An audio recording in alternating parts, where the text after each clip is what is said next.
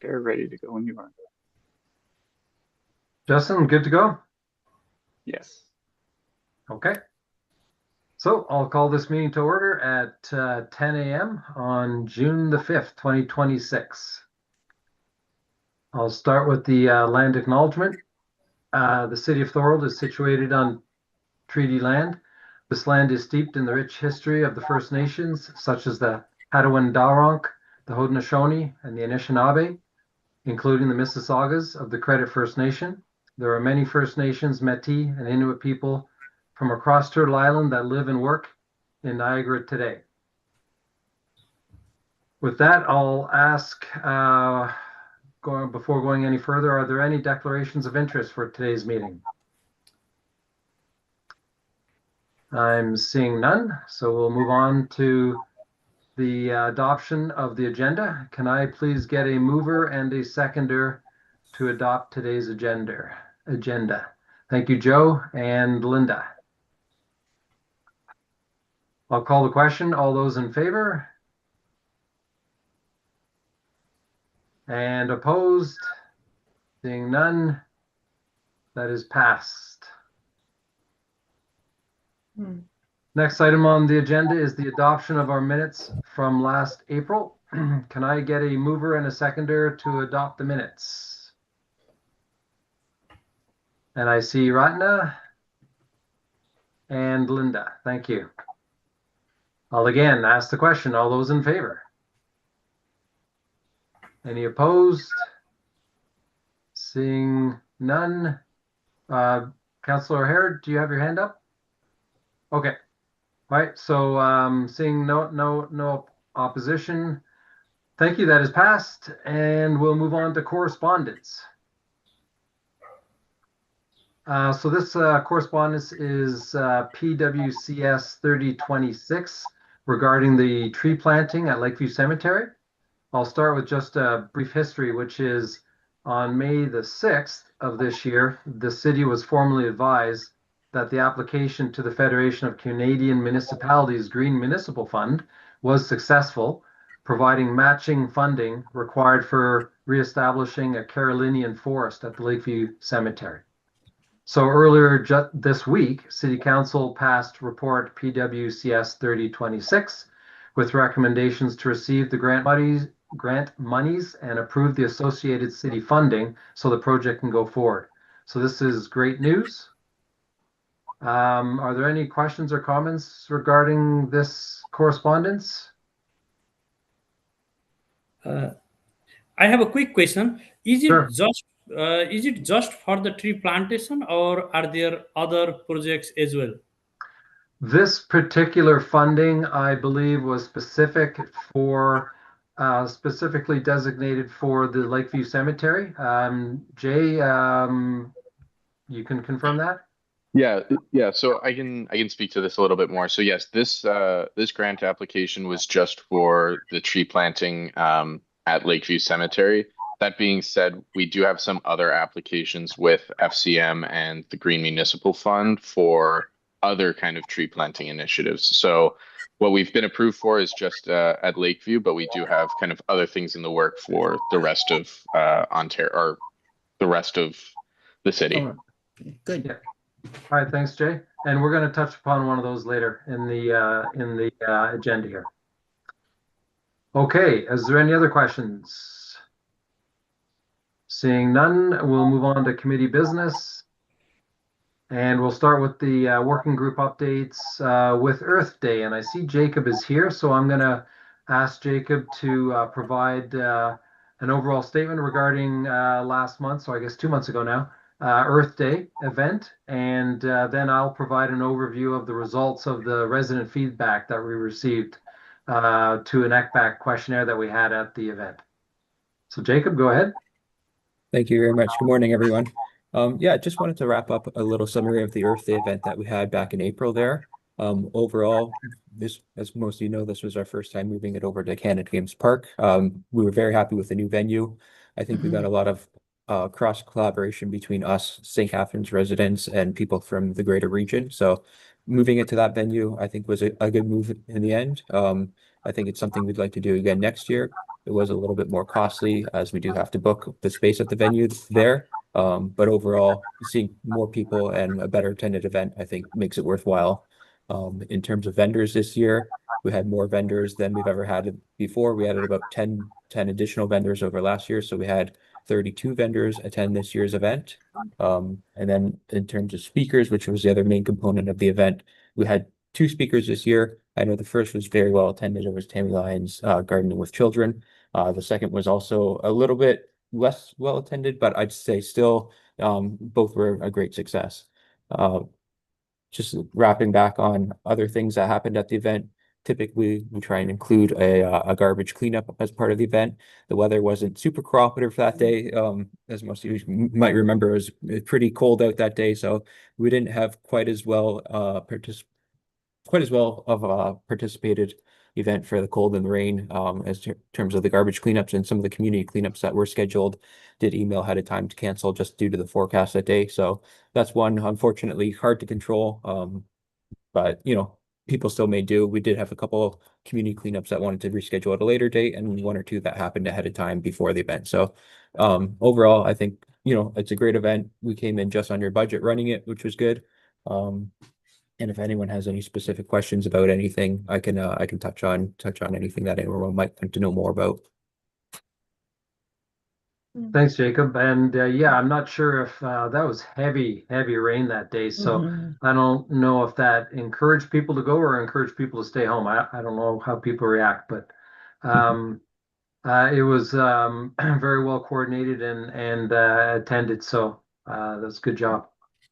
Thank you. Is there any other questions for Jacob before we move on? Okay, seeing none. I'd just like to say thank you to Jacob for organizing it so well. Thank you. Thank you very much, Linda. Right on. Sorry. Okay. So we did have an ECBAC booth at this event this year, and we did receive feedback from about a dozen people who came by that would be willing to talk to us about what they want to see from an environmental perspective going forward with the city. So we had an actual questionnaire, and we also received information verbally as well. So it was pretty clear that the top 5 priorities for the city of Thorold from an environmental perspective from the folks we spoke to was, number 1, to protect and conserve Thorold's remaining green spaces. Number 2 was to plant more trees in Thorold. Number 3 is to rewild previously developed and abandoned or otherwise degraded areas in Thorold. Number 4, to reduce climate pollution at the source. That includes looking at transportation, buildings, and industry, and as well as protecting the most vulnerable areas in Thorold from climate breakdown and or biodiversity loss. So very consistent with our mandate here at ECBAC. Other recommendations that did receive support, but not in the top 5, included providing public information sessions for Thorold residents regarding renewable energy generation and storage, supporting and encouraging pollinator and community gardens, which we've already gone down that path. We'll talk about it a bit more later. Assisting residents in reducing fertilizer and pesticide use was up there as well. Motivating residents and businesses to reduce waste, and also preventing development on woodlots or wetlands. We did receive some written comments, which I'll just mention a few of them here.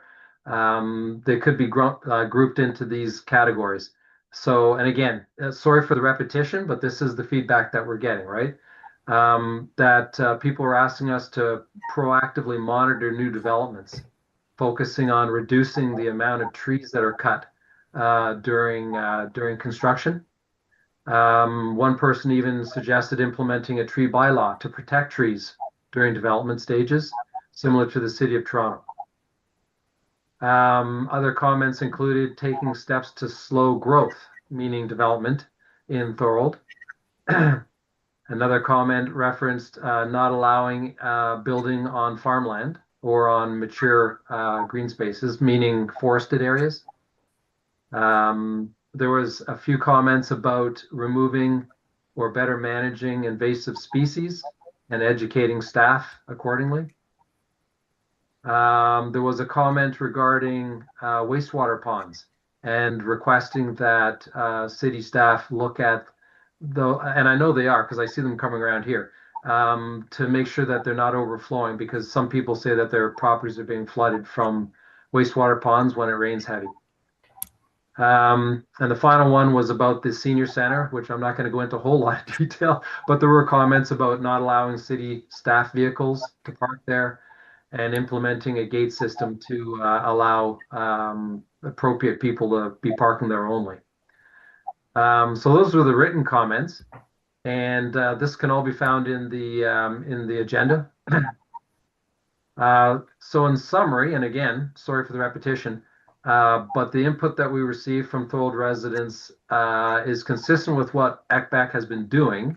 And there are a few things, though, that once we've completed our existing initiatives, we can look at, which includes protecting and conserving remaining green spaces in Thorold, protecting individual trees from unnecessary removal during development projects, reducing climate pollution at the source, and that's huge, that one in itself, and investigating and reducing flood risks. So that's what the people had to say. So we've made our notes, and we can pick this up when whoever gets back as part of this committee going forward. Mm-hmm. Are there any questions or other comments regarding Earth Day 2026? Okay, seeing none, I'll move on to committee long-term goals. In light of the upcoming municipal elections and resulting pause on committee activities, there's nothing to discuss at this point on this item.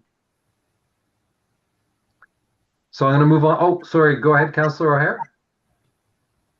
Yes, thank you, Chair.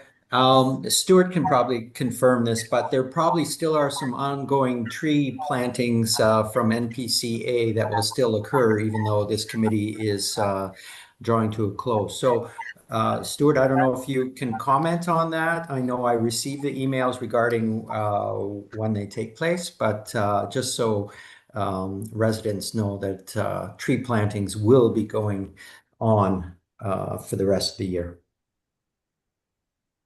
Sure. Yes, we have a busy fall schedule ahead of us. We've got a couple applications. We've got an application in to do a planting in McAdam Park this fall with the TD Tree Days. And if that's successful, we'll go ahead with that. I think it's 600 trees will get planted there. And then we're still in discussions with the city. I think we just need to go out and see the site at the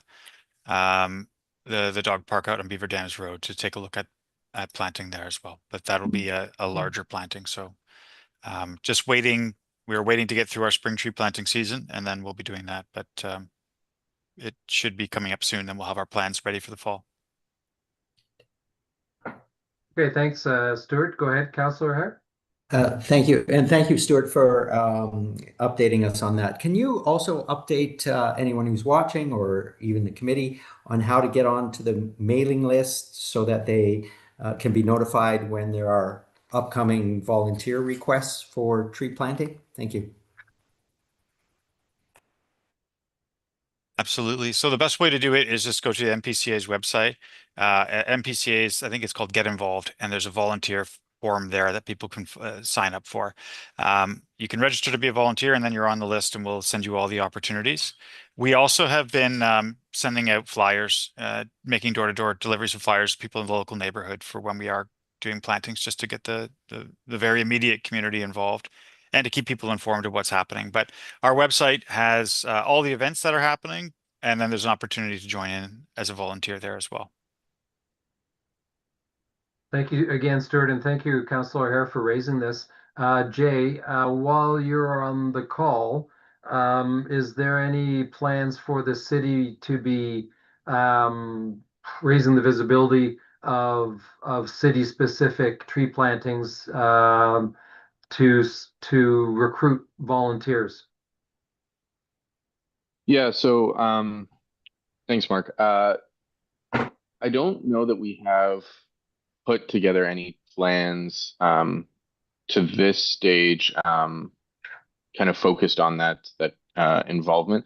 That being said, that as we progress through our urban forestry strategy, we're going to provide plenty of opportunities for members of ECBAC, but then the community at large to get involved and provide their feedback on planting locations and initiatives that we can kind of undertake to,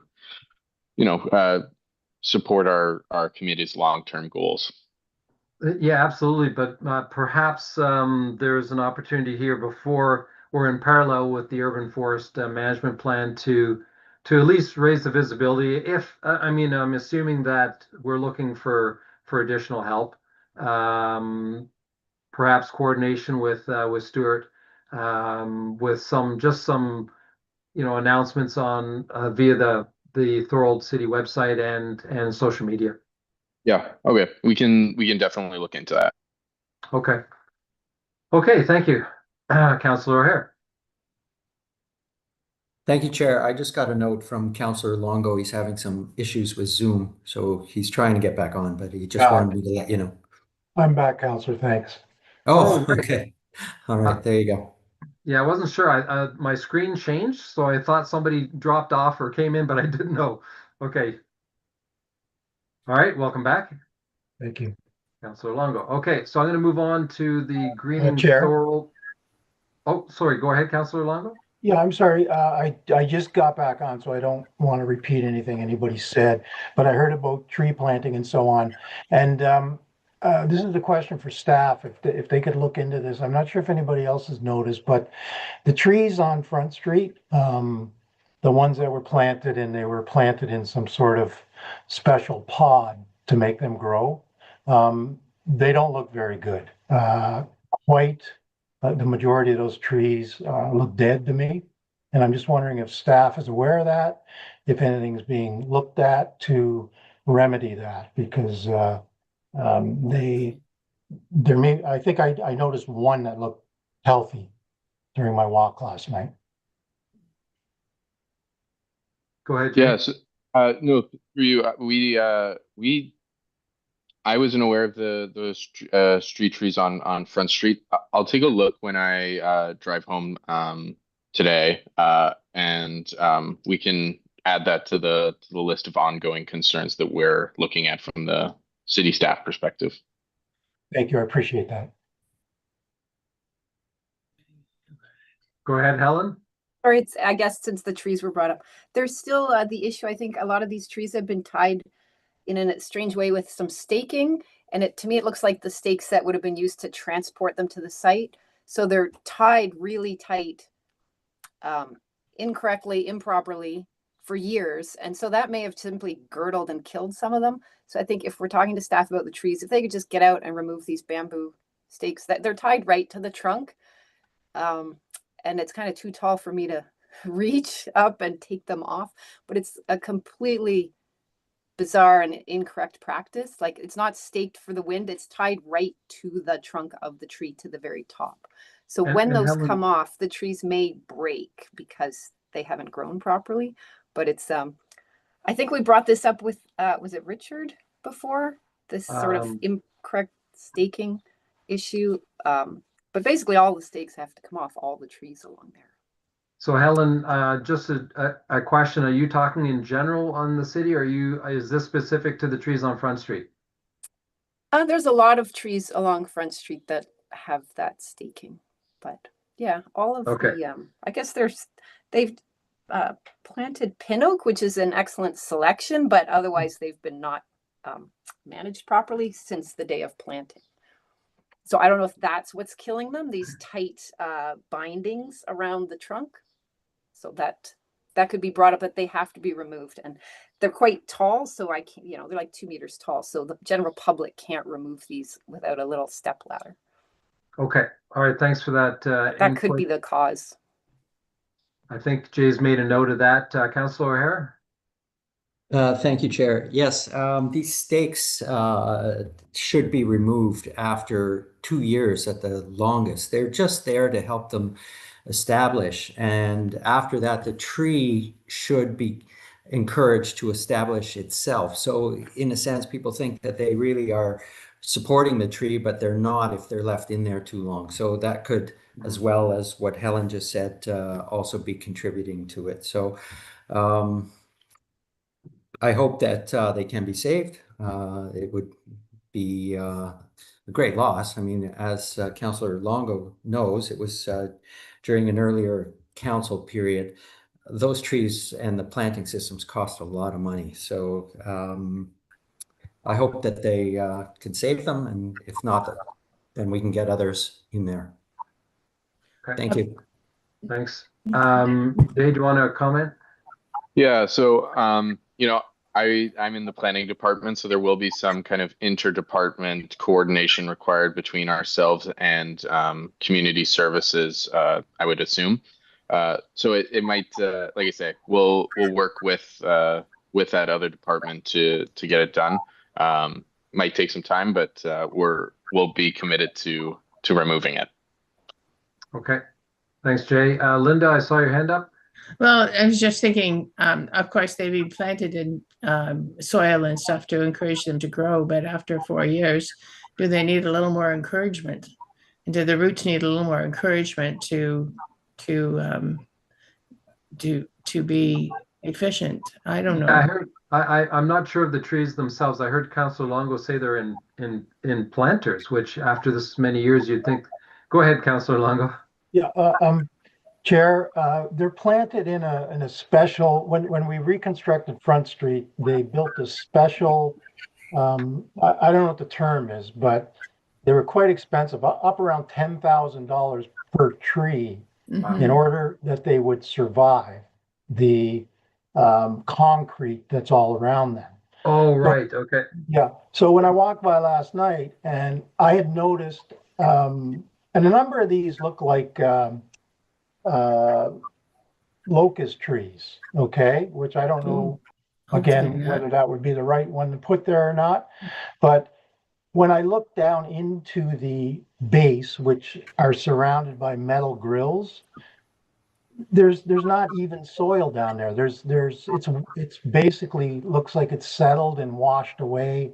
And there's also quite a bit of garbage inside each of these expensive planters. So I'm just kind of surprised that staff haven't looked at it over the years to maintain them and so on. So if we could just get out there, have somebody have a look and maybe report back, maybe to you, Chair, and then you can let the rest of the committee know what's happening.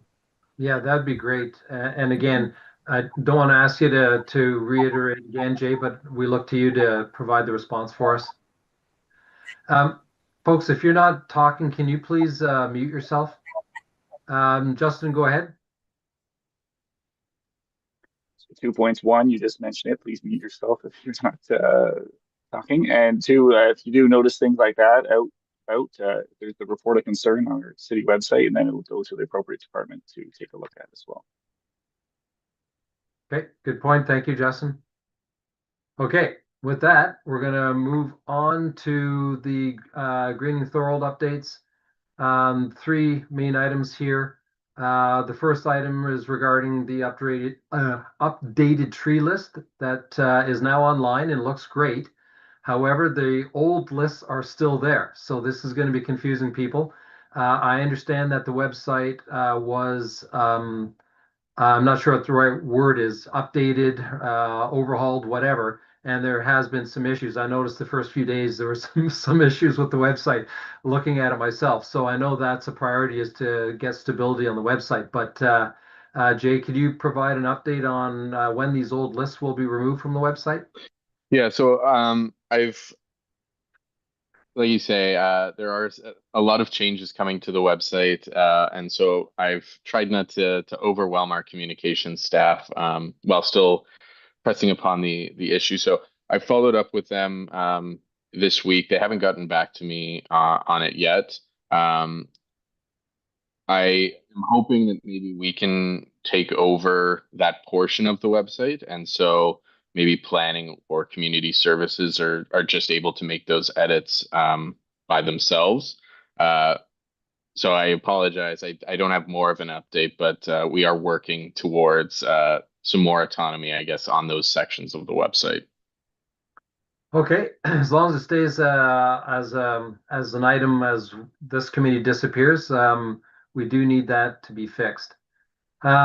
Okay, item number 2 is Boulevard and Pollinator Gardens. And as we've mentioned previously, we have developed a list of suitable plants for use in Boulevard Gardens. We provided online sources for guidance on how best to plant Boulevard Gardens, so we think it's ready to roll out to the community. And we've made recommendations on how to potentially how to update existing city bylaws to accommodate the gardens as well as fall winter naturalized lawns. So my understanding is that the city is now considering the development of a boulevard and beautification bylaw that's going to cover everything. So before I ask Jay to provide update on that, I'll just say once the bylaw changes are made and the lists are posted, the intention was for this Greening Thorold working group to work with the city to develop and implement a real strong community engagement and communications plan to make sure that people understand that the bylaws were changed, as well as city staff, that the bylaws were changed and that the list for boulevard planting is there. So I don't know how we're going to do that once we're on pause, but the message, I guess, Jay, is that we need a pretty strong community engagement and communication plan. This is a big deal. I know people from the city are looking for legal boulevard gardens and maybe some help on what to plant. So that's sort of the message. So Jay, go ahead. Yeah, so through you, so our intention is to bring forth a information report that lays out kind of best in class within Ontario and across Canada for boulevard gardens, pollinator gardens, and fall and winter naturalized lawns. And then there is some work that Mark Richardson previously did on tree replacements as well. So really a kind of summary of what the best in class looks like. And then within that report, we'll also take a look at some of the promotion strategies that these municipalities are using as well in order to get the message out there. So yeah, we anticipate that will be coming to council on June 23rd, I believe the next council meeting is. So that's our tentative date for that. And then like you said, kind of focus on the naturalization and just the beautification of the city. So yeah, we'll take a look at kind of ways to promote that within the report, and hopefully that helps bring some light to it. Okay, thanks for that. Are there any other questions or comments regarding our boulevard and pollinator garden progress? Okay. Seeing none, I'm going to move on to item number 3. And right, so this was sort of our next steps for the Greening Thorold working group. And that is to work with city staff to develop and implement a plan to naturalize and rewild applicable city-owned property. So I know we're going to go into a bit of a hiatus here. But regardless, the ask is, again, I'm directing it to you, Jay.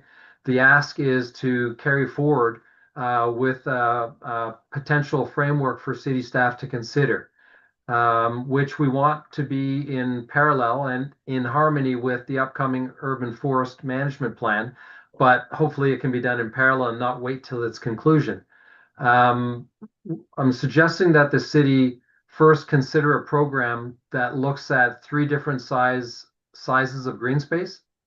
The first one being large green spaces, such as the area that is just northwest of Allenburg Bridge.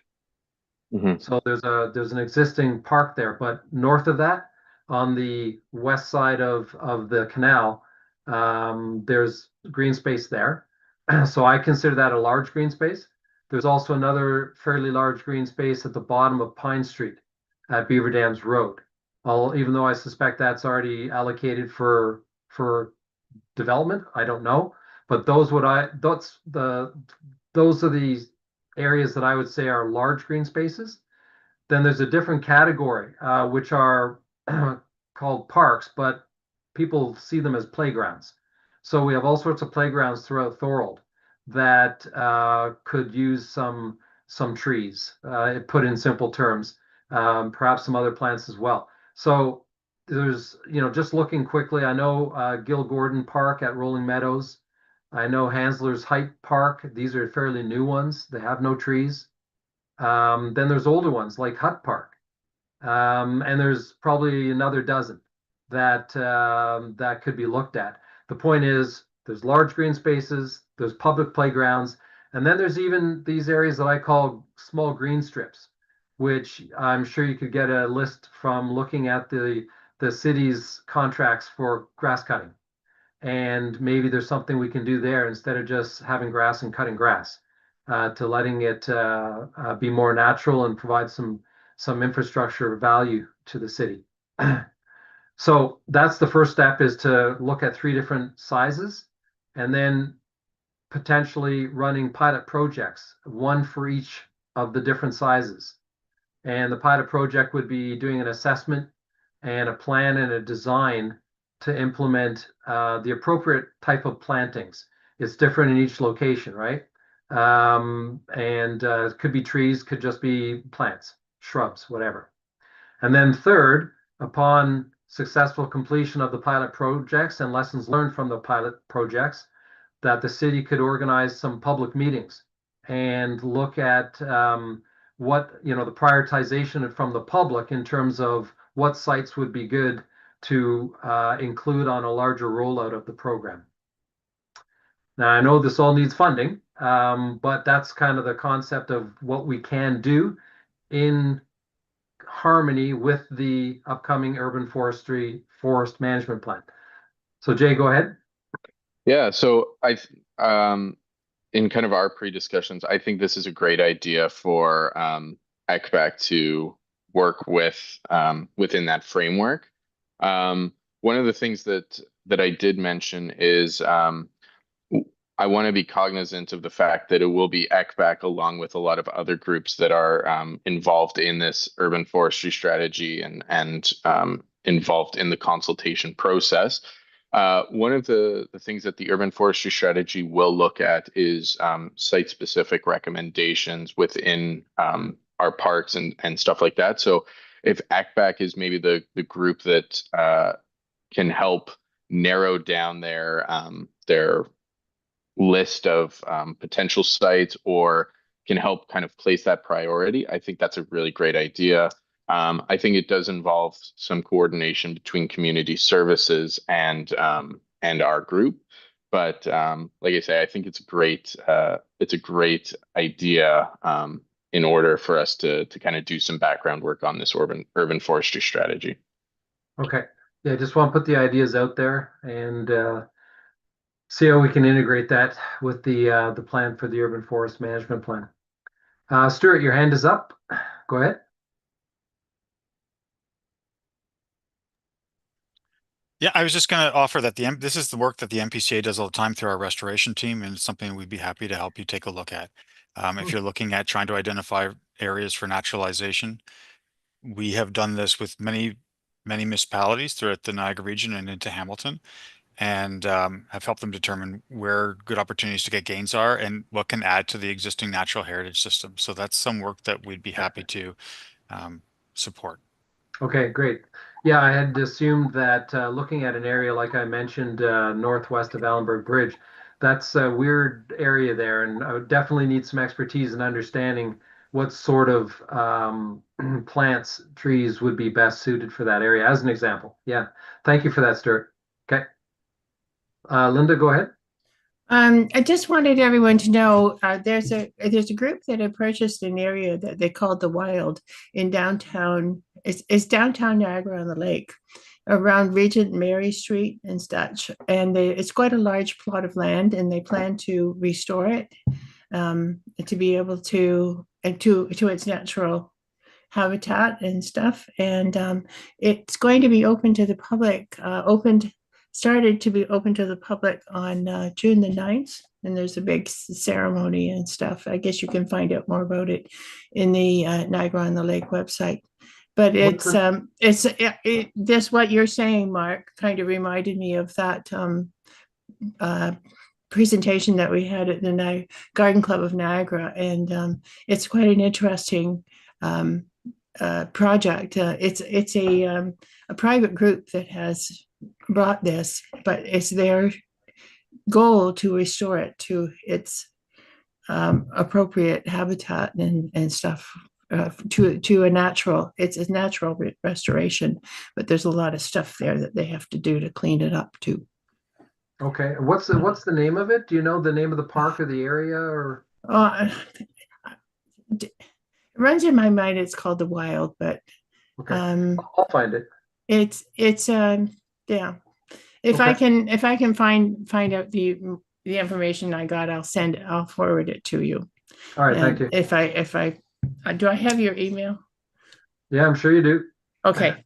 I will forward it. If I can find out the information, I can forward it, and you can forward it to everybody else. Okay. Yeah, I have contacts with seniors for climate action now up in Niagara-on-the-Lake, so I can ask them as well. They'll probably know.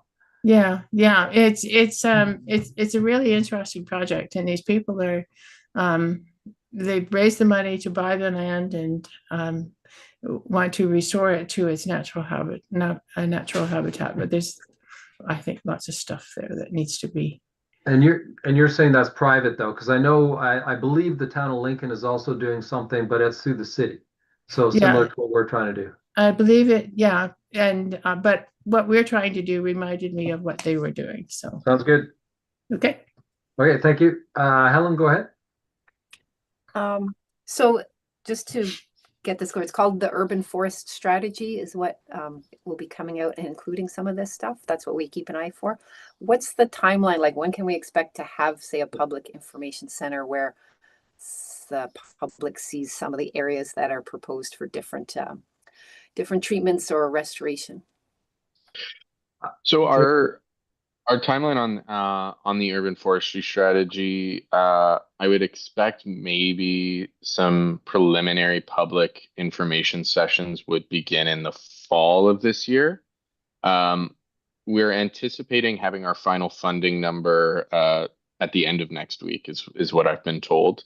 Of course, then that just really begins our process in terms of hiring consultants, kind of defining the scope and all of that. So I would anticipate, like I say, public engagement likely beginning in the fall, but a final report likely won't be brought until the spring of next year.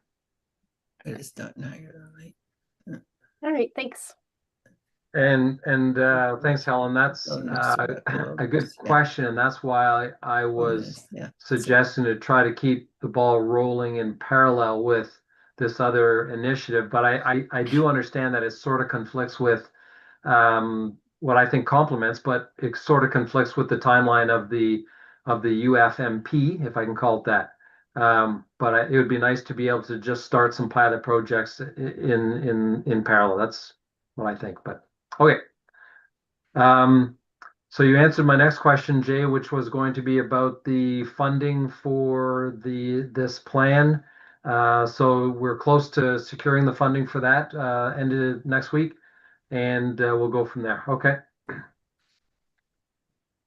Okay. And I think Stuart put the link in the chat about the Niagara-on-the-Lake site. So thank you for that, Stuart. Yeah, that's it. That's it. Yeah. Okay, good.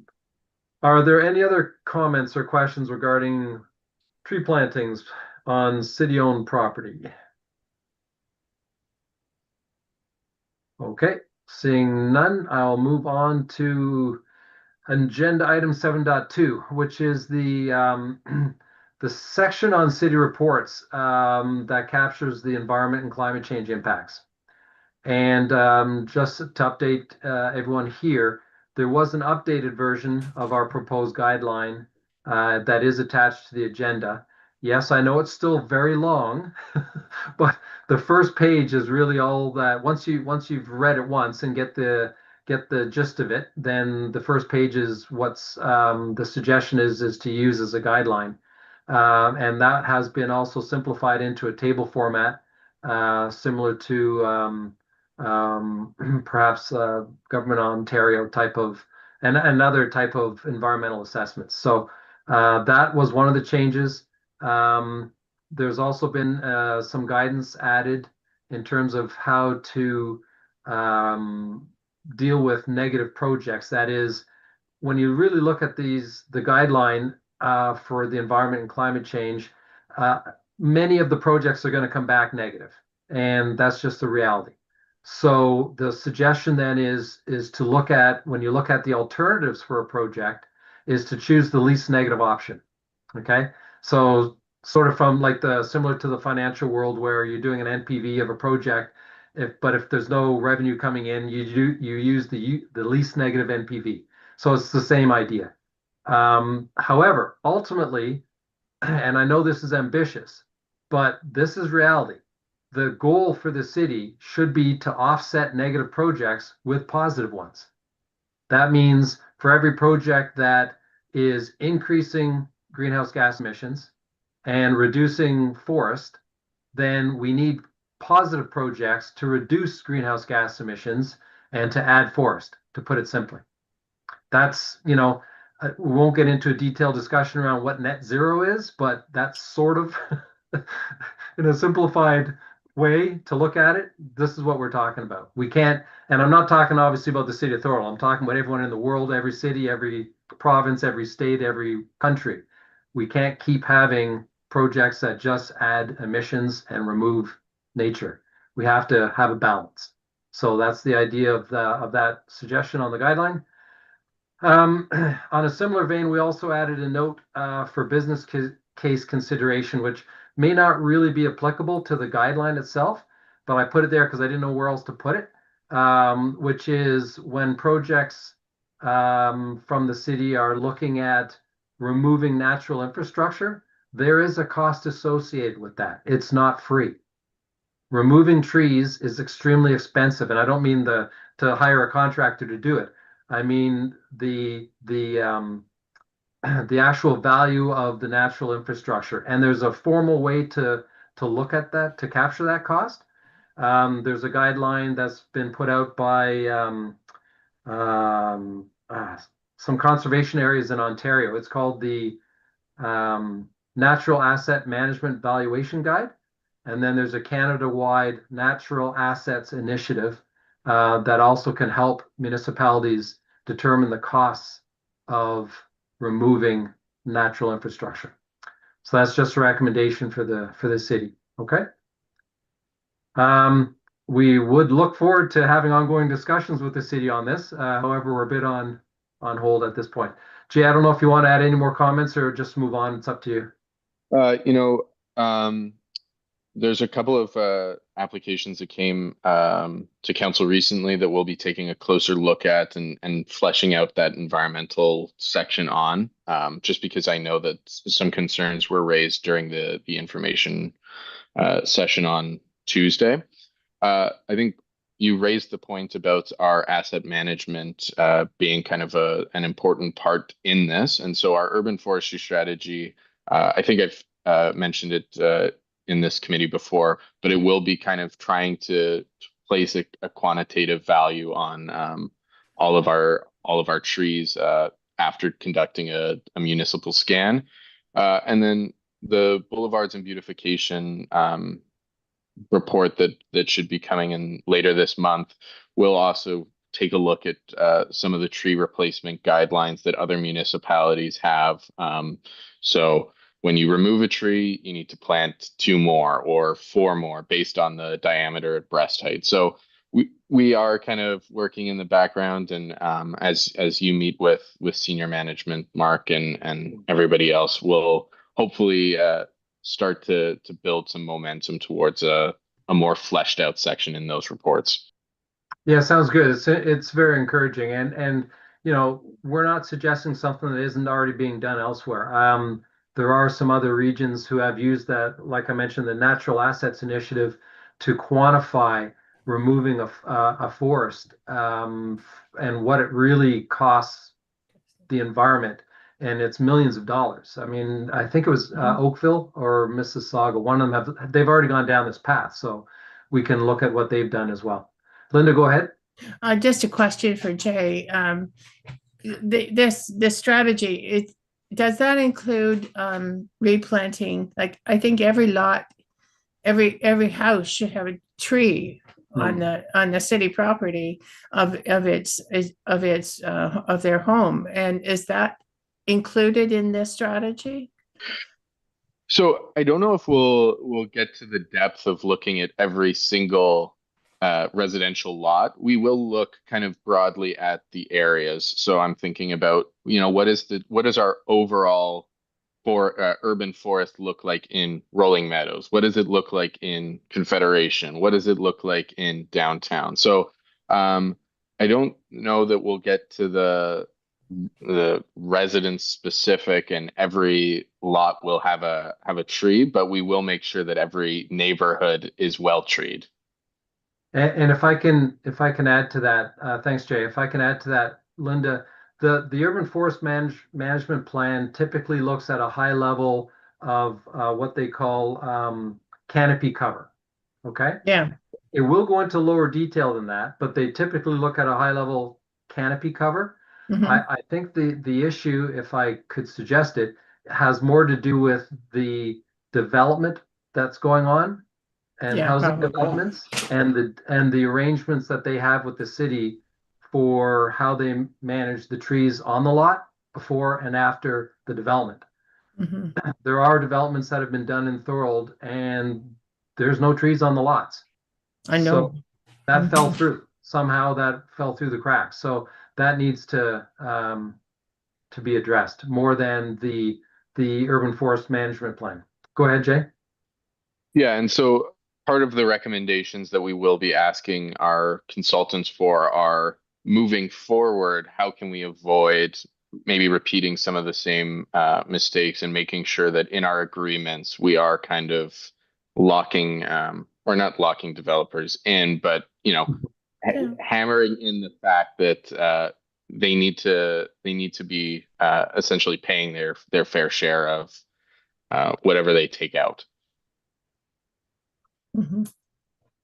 Okay, thanks for that. Are there any other questions specific? Oh, Helen, go ahead. So looking at the document here, the guidelines for writing environment and climate change impact assessment. So what's the next step with that document? Like, have city staff reviewed it and sort of get what we're getting at, or have they contributed to this document yet? And is it being used, or they've now developed their own for use, or where is it going with that? Yeah, so great question. It has been discussed within the city, and the initial feedback we had was that they're going to be negative. So that's why the latest iteration tried to address that. But that is my concern as well, as to how do we, make sure that it's looked at properly, but also on all different types of city activities. Right now, it seems to be a select group of city reports that have this section, and others don't have it at all. So that's what I think we need to look at as sort of a next step. But Jay, go ahead. No, I agree. I think the city is aware that we do need to do something about this section in our reports. It's not, I'll speak specifically about the info reports that went on Tuesday. I know that there's a lot of concerns about some of the industrial uses and stuff like that. And so, right now, I think we can recognize that there does need to be some improvement to the process. It's just balancing, I think, all of the different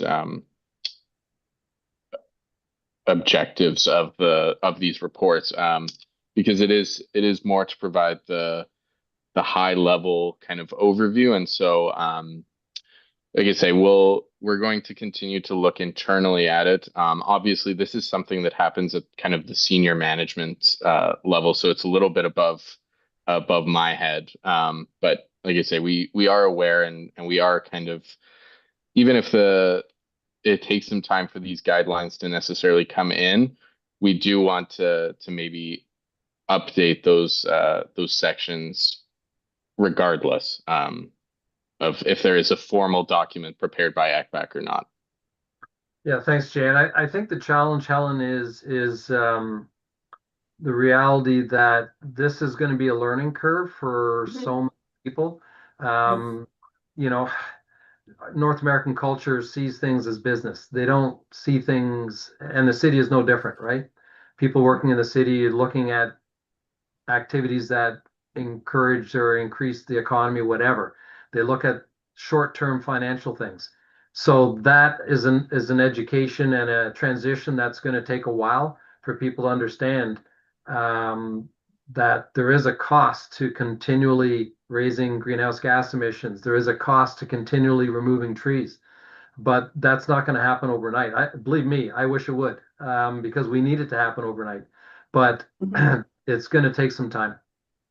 Right. Yeah, I was just thinking like, yeah, I can see you're building something somewhere and they're like, oh, it's going to have a negative impact on biodiversity and it's going to negative. Well, yeah, but right now we're saying, no, there's no impact. So I think like, yeah, the first step, reading this document, they can't just go, oh, well, it's going to be negative, so we can't do this form, because I think that's the whole point, that we've seen projects where people stand up and say there's no negative environmental impact.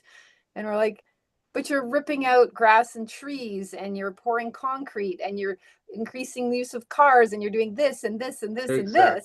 And they stand up and say, oh, there's no negative environmental impact. So they at least need to go, yeah, you know what? There's a negative in every one of these, but we're still doing the project for these reasons. Like the thing that people can stand up and say there's no negative impact means they don't even understand what they're doing. So I was hoping, even if it comes out negative, at least they can say, you know, it's negative on people's mental health because we're putting a big noisy thing next to their house. But, you know, we still have to do it. But you still need to acknowledge, especially when you go to a public information center and people are saying, well, you are having a negative impact on human health. And you can't just pretend it's not happening. So anyway, okay. So slow learning curve.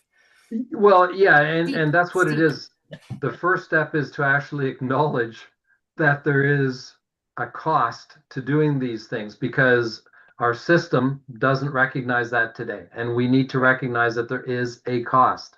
So that's the first step. And then once that builds, then it's okay, well, what are we going to do about it? But that's not going to happen overnight. Okay. All right. Let's, if there's any other questions or comments on the proposed guideline? If not, we'll move on. Okay. Actually, that's pretty much it for today's meeting. I guess I'll do a roundtable discussion. And first of all, I'd like to say that I want to wish you all a happy World Environment Day. If you didn't know that, that's what today is. It is World Environment Day. And check out what the UN has to say about what we need to be doing, which is all about what this committee is all about. We must take climate change and biodiversity loss seriously and take action now. But anyways, you can look that up, and I hope to see you all again soon once the elections are over and ECBAC is back up, assuming it does go back up. Okay, with that, I'm going to go around based on what I see on my screen. I see Linda first. Nothing right now. You're good. All right, thank you. Jay. Nothing major. We'll or a memo to council when we have our final funding number for the urban forestry strategy, and whatever kind of engagement that we can do with ECBAC in between now and when we reconvene, we'd love to do so. Sounds we'll good. Keep you updated. I'm here. Thank you. Joe? Yeah, thanks. I've got a couple of things which we may not have anybody that can address them. This one's purely out of curiosity. Does anybody know if you ran into any environmental considerations or problems with the new splash pad on the beaver dams? I was concerned that it's over top of the old canal, which is basically a dump. Anybody able to comment on that? I can raise it with I think it would be community services that handle our parks on that. I haven't heard anything, but if it is a concern, I can put it to the proper authorities. Yeah, I was assured that there wouldn't be a problem, but there's I went by there the other day and there was a lot of dust blowing around. I'm just wondering what's in that dust. But anyway, that was just the next thing I was So Joe, wondering about sorry, is, Joe.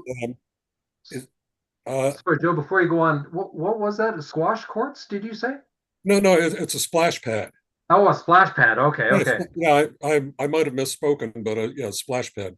The excavation is a lot deeper than I would have thought it would have been, but you know, I'm not Okay. an engineer, so I don't know.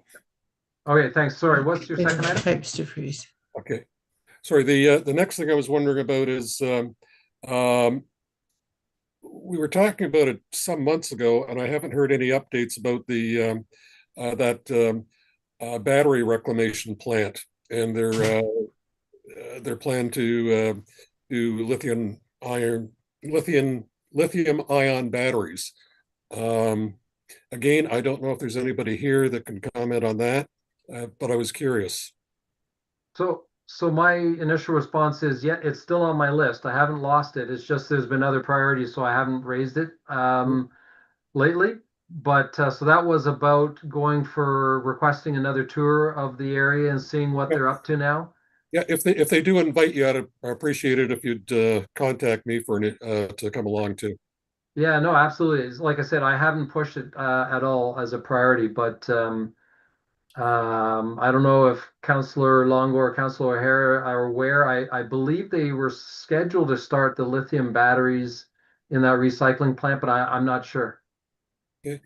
The next item that I would say, it's early days yet, so everybody should, anybody that's interested in it should just sort of keep an eye on the news. But I have had that big fire that was down in Allenburg by the canal in an industrial section that could propose, depending exactly where it is.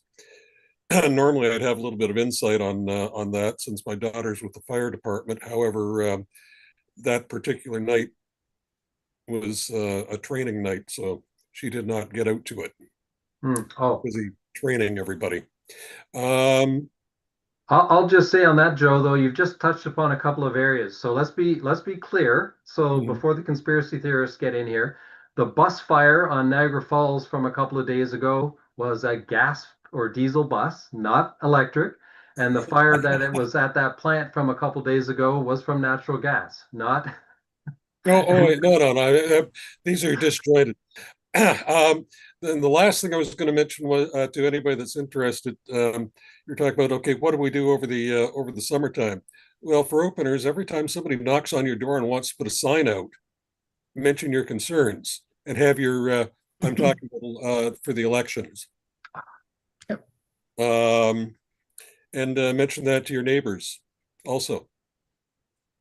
And with that, I'm done. Okay. Just going back to the battery recycling facility over in Thorold South there.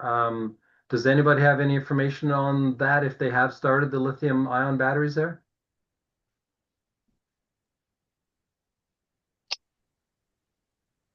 Go ahead, Jay. I have no knowledge of it. I'm not sure if anybody else on city staff has, but it hasn't come across my desk in the past couple months. Yeah, they were supposed to come back to the city before they did it, and I just don't recall if they did that or not. They were talking about fire suppression systems that they'd have to put in and other things. They may have already done this. I just don't recall off the top of my head. Councillor Longo? Chair, I haven't seen any official word through any correspondence. Okay. All right, thank you. Okay. Sorry, just to jump in quickly. If it's about fire suppression and that, I can see if we've had any building permits submitted, but I would have probably done the review on that as well. So I don't think that we've seen anything. So maybe they're not there yet. That's fine. Okay. Okay. Going around the screen, Stuart, any last comments before we break for the year? No, it's just been a pleasure to be on the committee and work with everyone here. Excited. Hopefully we get to be part of it again. And I'm hoping that we have a huge tree planting season this fall. So hopefully we'll see some of you out there. Thank you, Stuart. Ratna, you're next. Thank you, Mark.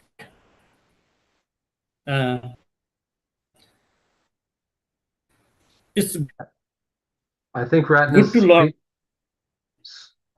that city has started some initiatives, partition garden. That's great. Besides, sorry.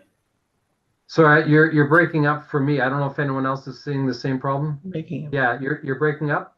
Try turning your video off and then just use the audio.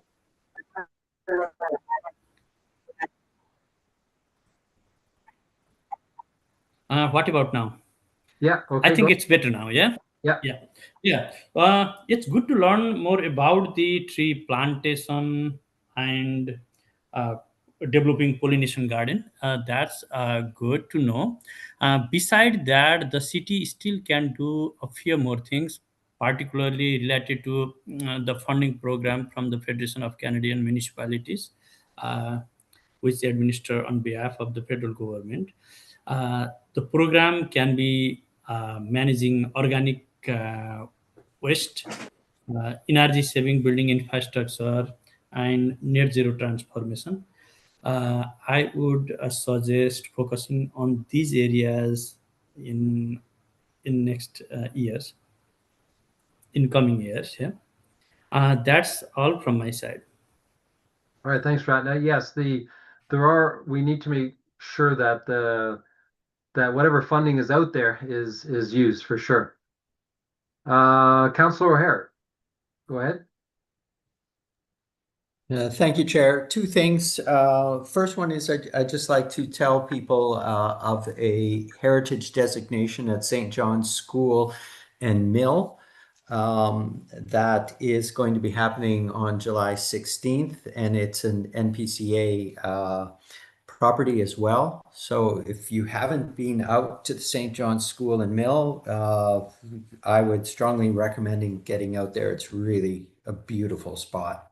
So that's that. And the second thing is, Mark, I just want to thank you for chairing this committee for this session of council. You've done an excellent job, and I hope we'll see you back here again when we start. Thank you very much, Councillor O'Hara, and I hope to be back. Great. All right, thanks. Jacob? Just wanted to mention our first Thorough Community Market will be starting on June 17th. Hopefully we see everyone out there. We've got a good band booked for the night. The Caverners will be playing 5 to 9. So yeah, everyone's welcome to attend, and hopefully I'll see some of you out there and we can say hi. I'll likely see you there. Okay, thanks, Thank Jacob. Helen, you're next. Okay. So I was just wondering, like technicality. So our committee kind of dissolves around now till after the municipal election, and then at that point will the new council will decide if they want our same committee, and then at that point will we be contacted, or will it be posted in the newspaper for interested parties, or both? So I'm just wondering how the process works, because originally I think this was in the newspaper when I applied for it. I stumbled across, I could stumble to try to give you answers, but I'm going to let Justin respond. Thanks, Justin. Please. So yeah, this is the last regular meetings for this committee. Technically, everything continues till November, but these are the last regular meetings for all of our committees. The plan right now is to, in December, when the new council has their regular meeting, they will decide which committees they want to continue with or create or not continue with. Once that is done, then shortly thereafter that is when we'll put out applications for put out notice that people can apply. So if you are interested at that point, please apply. I would likely send a mass email out to all the current members saying that it is open for you to reapply. And I would imagine we might do newspaper ads and things like that too. So just keep an eye out in December, assuming all the timelines match up to what I'm hoping for. Okay. All right, thanks, Justin. Thanks. Helen, you good? I think so. So that means like we could still like meet and talk about stuff if we wanted to. It's just we don't have any formal meetings or any official business left. But if we wanted to work on things, we could still do whatever we want to do. Sure. Okay. Okay, and sorry, Councillor Longo, you go last. No problem, Chair. I'd like to echo what Councillor O'Hare said, thanking you for your dedication to this committee and great leadership, and also thank all the other community members on the committee who put their name forward. And Helen, it sounds like you're interested in coming back, and that's great to hear. I hope you and other like-minded people put their name forward for the next term of council. Thank you. All right, thanks, Councillor Longo. Oh, Linda, I see your hand back up. Yep. Yeah, well, if you guys want to work together over the summer and meet informally, I can provide the Zoom. There you go. Thank you very Okay. much. So Got it. I just want to make it clear, though, that we are still technically existing. And if a quorum worth of you meeting in the absence of the public, that would be a closed session meeting, which is not allowed. Yeah, I didn't really mean meeting. I meant more like the work we do with like making a tree list, making a flower list, you know, kind of coming up with Working ideas. on your own or with one other Yeah. person about something is fine, but not a Yeah. quorum worth of you having an Yeah, actual no. meeting. Okay. Thank you, Justin. I'd also like to thank city staff who has done a great job on the tree list and has been open to our ideas to date as well. So Jay, Jacob, councillors, Justin, of course, with this meeting, you can take that message back to your colleagues as well. Okay, so as already discussed, this is the last meeting for this term, and I just thanked everyone for that. And with that, I'm going to adjourn the meeting at 11:07 on June 5th, 2026, and hope to see you all again soon. Thank you. Thanks, Thank you, Mark. Chair. Have a Bye. great summer. See you on Wednesday Thanks, everyone. at the community Yeah. market.